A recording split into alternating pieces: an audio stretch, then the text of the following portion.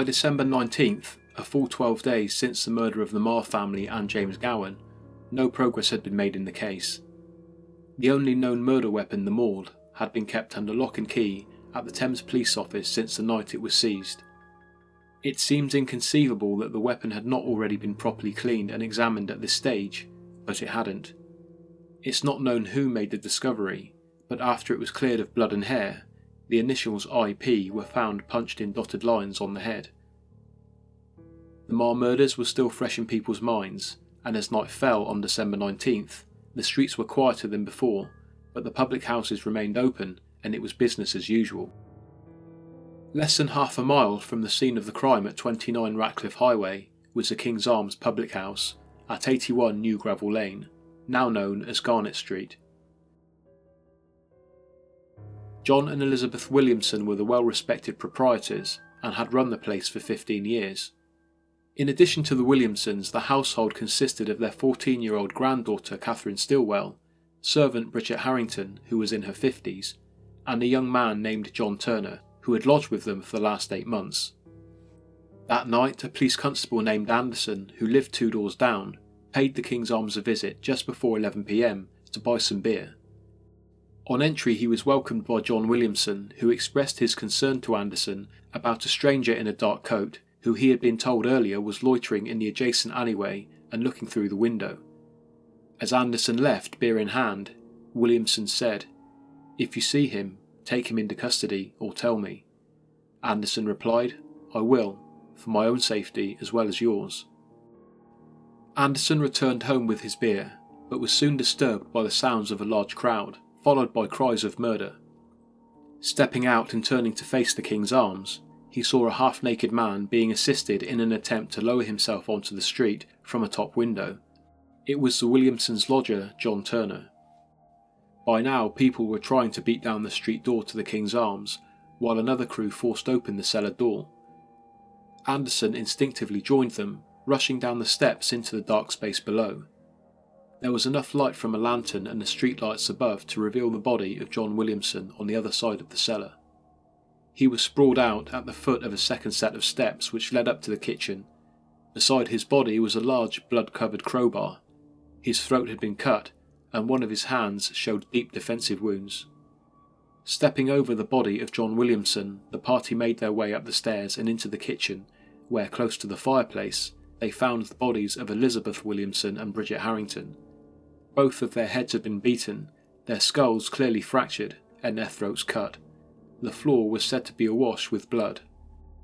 Young Catherine Stilwell, the Williamsons' granddaughter, was found still in her bed, fast asleep and completely unaware of the brutality that had just taken place in the rooms below. The Wapping and Shadwell areas were now in uproar. Nearby houses were searched, along with ships in the London dock. A band of bowrunners was sent to Ratcliffe Highway, and London Bridge was even closed off. The bodies of the Williamsons and Bridget Harrington were moved to the back parlour of the King's Arms and laid out on wooden boards, while Catherine Stilwell was taken to an undisclosed safe house.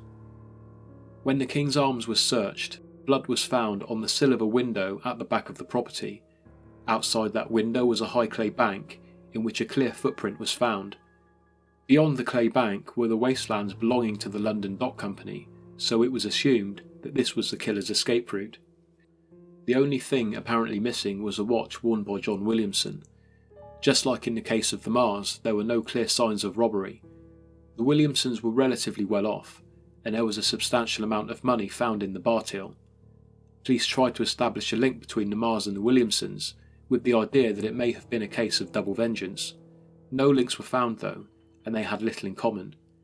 The young Marr family had only been in the area a few months, while John and Elizabeth Williamson, who had been 56 and 60 respectively, had been there for 15 years.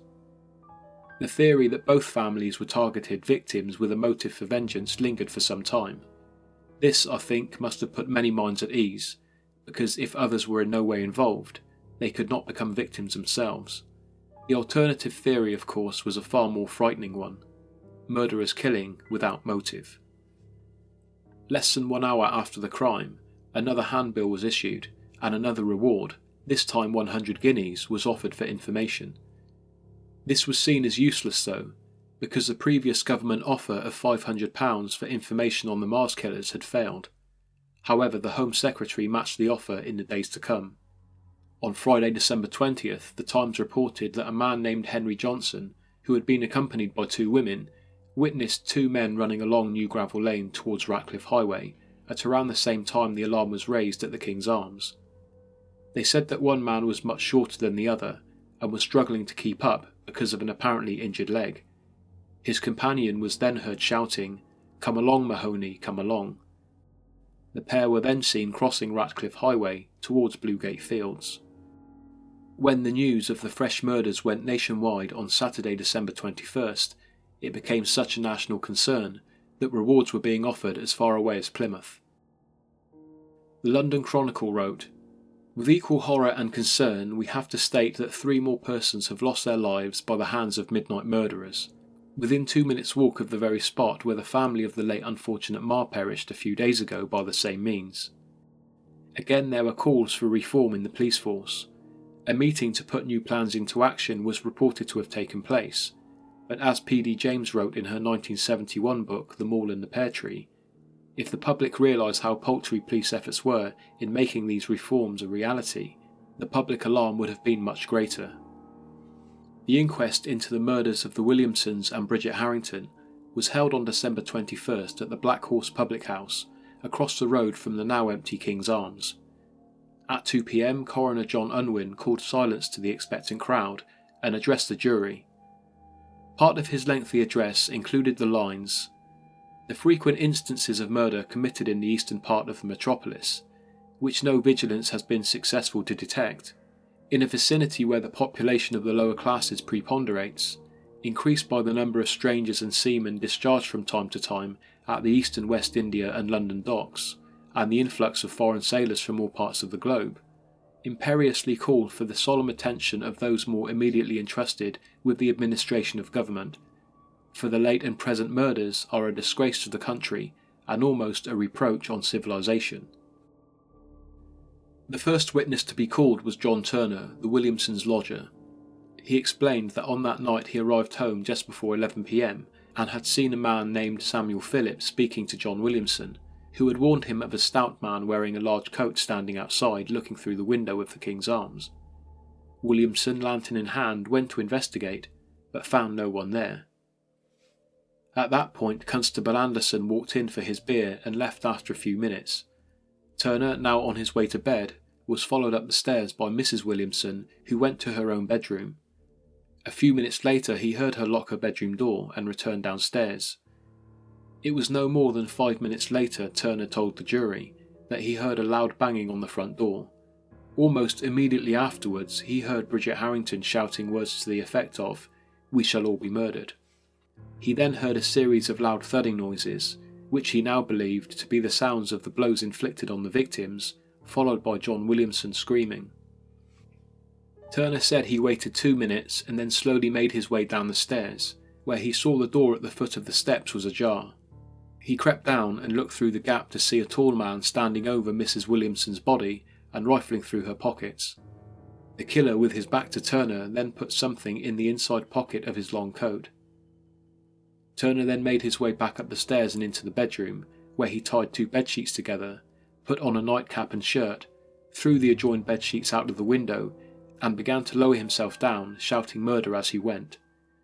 Turner was questioned by a watchman on the night and was quickly released. However, his failure to rescue Catherine Stilwell was also brought into question. Fear and desperation, he admitted, caused him to leave her behind. The next to the stand was George Fox, who had been among the party who forced entry into the King's Arms. Fox, who lived opposite the public house, said that he had been walking home when the alarm was raised. Thinking the intruders may still be in the vicinity, he ran to his house, grabbed his short sword and crossed the road to the King's Arms. On entering the premises along with 3 or 4 others, he saw Elizabeth Williamson in the second room, which was the kitchen, lying with her face towards the door. Some keys and a box were lying by her side, and it looked as if her pockets had been searched. Bridget Harrington was lying between Elizabeth and the fireplace. Surgeon Walter Salter was next to address the jury, and explained in grotesque detail the injuries sustained by the victims. Mr. Williamson's injuries were far worse than originally thought. His windpipe had been cleanly sliced, with the incision running all the way down to his neck vertebrae. Elizabeth Williamson and Bridget Harrington had similar injuries to the throat, but unlike John, had also suffered a great deal of trauma to their heads. Salter said that he was certain that the lacerations were carried out with a razor, as nothing else in his opinion could cut so deeply and cleanly. The jury retired and then returned at 7 p.m. with the same verdict as the murders at 29 Ratcliffe Highway: willful murder against some person or persons unknown. The Williamsons and Bridget Harrington were buried at noon on Sunday, December 22nd at the Old St Paul's Church in Shadwell. The service was taken by Reverend Dennis, who was so overcome by emotion that on 2 occasions he had to suspend the service to regain his composure. On Monday morning, the Shadwell Police Office announced that among the suspects who had already come to their attention, there was one who stood out. His name was John Williams. He lodged at the Pear Tree Public House, run by a Mr. and Mrs. Vermillow in Old Wapping, close to the River Thames. The 27-year-old Williams was a seafaring man, whose last voyage was on the Roxburgh Castle, which docked in London in October of 1811, and it was since then that he had taken up residence at the Pear Tree, where he shared a room with 2 other men. Nothing much was known of his past, and many were suspicious of the new stranger. After all, he dressed well, spoke intellectually, and gave the aura of a wealthy gentleman. Yet here he was, in Wapping in Shadwell, living the life of a poor sailor. People thought that maybe he was hiding a dark secret from his past, something that had forced him into a way of life he wasn't used to. During his short time in East London, he had made the acquaintances of a number of young women. Perhaps it was for this reason he was said to be unpopular with men, and was often provoked into fights. Williams, who always introduced himself as Scottish, became a suspect in the King's Arms murders, because he was seen there at around 7 p.m. on the night in question, and did not return home to the Pear Tree until after midnight. He also made no secret of his leg injury, a result, he said, of his time at sea. This caught the attention of lawmen because of the story they had recently heard about the lame man seen running along New Gravel Lane. After he was apprehended, questioned and searched, he was found to have a considerable amount of silver. Police thought that maybe these were the ill-gotten gains of a crime, but Williams explained that he had pawned a pair of shoes and some clothes to pay for lodgings and beer. He openly admitted to having visited the King's Arms, where he said he was greeted by John and Elizabeth Williamson. He said he considered them friends, and both appeared to be in good spirits that night. After a short stay, he then went to see a surgeon in Shadwell, in the hope of getting some advice on easing the pain in his leg. Unable to afford the surgeon's fee, he then visited a cheaper surgeon before heading west and visiting more public houses. He said he then went home, arriving there at around midnight.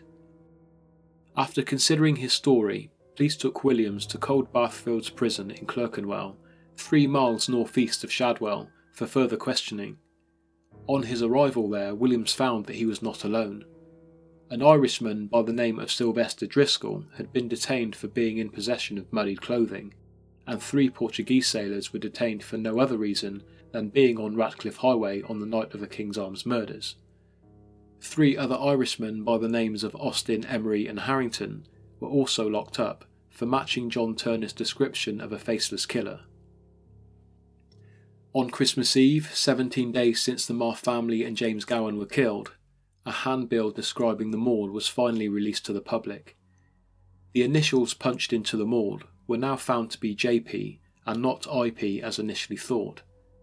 The person who identified it is unreported, but as the reward money was paid to Mr. Vermillow, the innkeeper of the Pear Tree, it's safe to assume that it was him.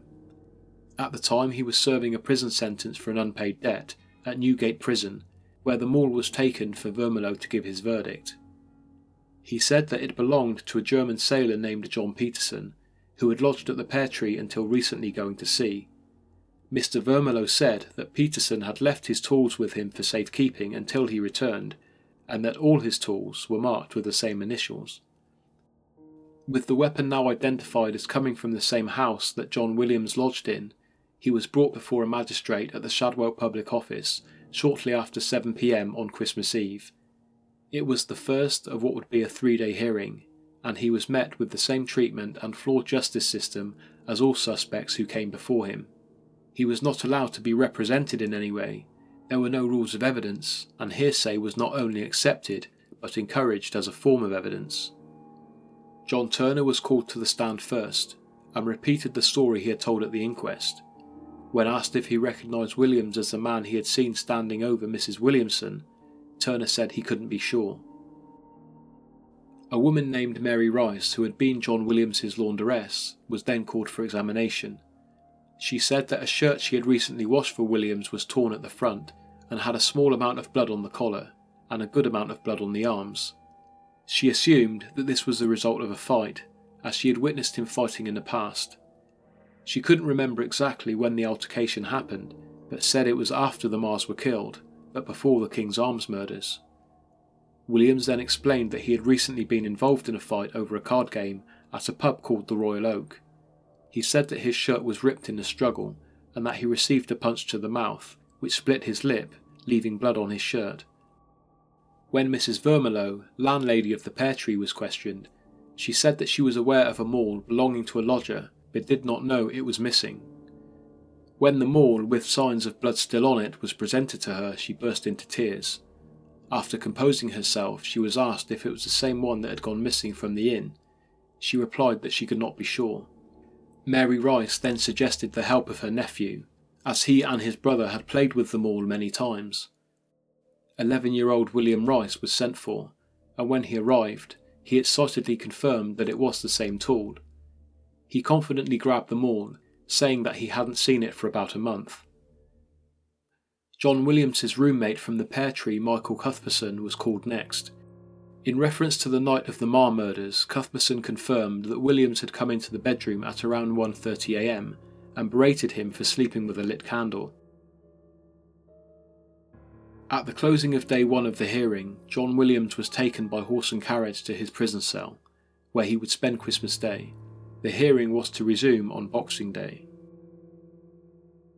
Since Christmas Eve's hearing, Mrs. Vermilyeau, who was once unsure of the maul's identity, had visited her husband in jail. When faced with the maul a second time, she was not overcome as before, and confidently swore it to be the same maul that was kept at the Pear Tree.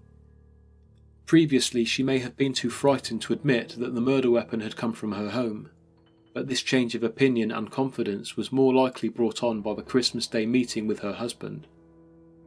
He may well have reminded her of the reward money at stake. After all, when the case was to come to a close, the reward money for the identification of the maul did indeed go to the Vermilyeaus. Next to the stand was John Frederick Richter, who had also lodged at the Pear Tree. He said that he knew the captain of the Roxburgh Castle, the ship Williams had sailed in, and that he had once heard the captain say that if Williams ever returned to shore again, he would surely be hanged. Richter suggested that this was due to Williams' bad character on the ship, and that he had once posed as a captain and robbed someone on shore. Richter also said that a carpenter, who was a friend of John Williams, had visited the Pear Tree looking for him following the King's Arms murders, to ask if he had been taken into custody on suspicion. The man in question was none other than Cornelius Hart, the carpenter who worked for Timothy Marr. When Hart was examined, he initially said that he did not know Williams, but later went back on that statement, saying that he had only known him for 2 weeks, having met him during the time after the Marr family murders. When asked about his visit to the Pear Tree, when he had been looking for Williams, it transpired that Hart had not gone to the Pear Tree himself, but had sent his wife to find out if Williams had been arrested.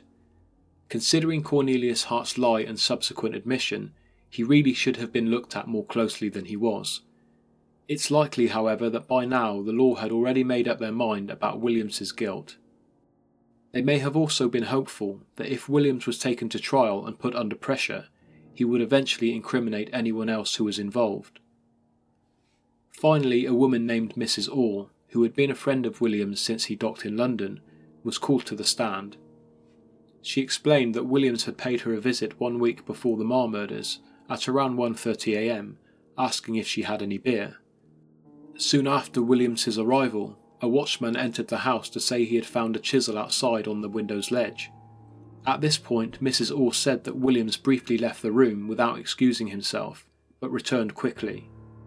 After the watchman had bid them good night, Williams picked up the chisel and asked Mrs. Orr where she got it from. She had never seen it before, but kept it. After hearing that Williams was a murder suspect, she went to the pear tree and showed it to Mrs. Vermillow, who compared it to the tools in John Peterson's box. The chisel showed the exact same initial markings as the other tools. A letter to the Home Secretary regarding Williams, written by the Shadwell magistrates following Boxing Day's hearing, included the words, "A further examination will be had tomorrow, and though many circumstances arise against him, we are not yet certain that he will prove the man."